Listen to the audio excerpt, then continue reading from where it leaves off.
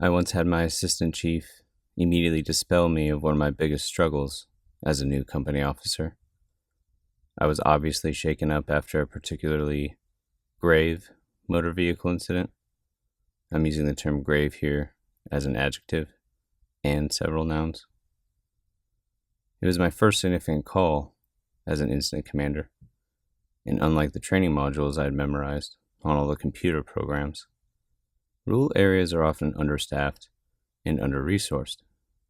You see, I spent the first 2 or 3 minutes on this scene trying to open more airways than I had hands to, failing to request what little resources I did have, like PD for traffic control, a pumper for a developing car fire, and of course, ambulances.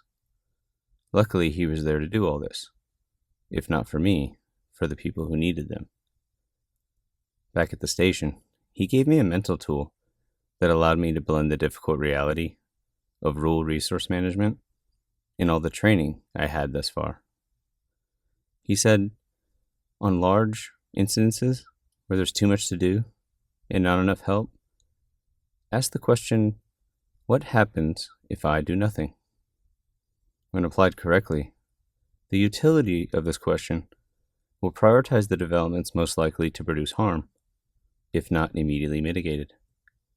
However, we can apply this wisdom to our mental emergencies and to our practice.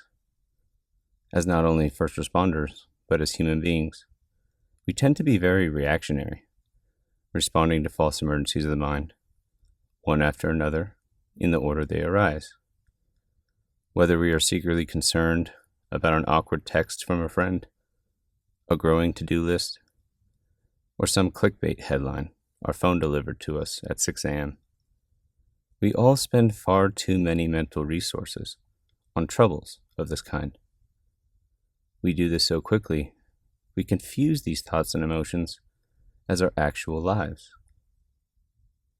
The next time you find yourself perseverating about the past or the future, or you are helplessly tethered to some new gossip, ask yourself, what happens if I do nothing? And watch the thought fade, powerless, like a first responder without his team.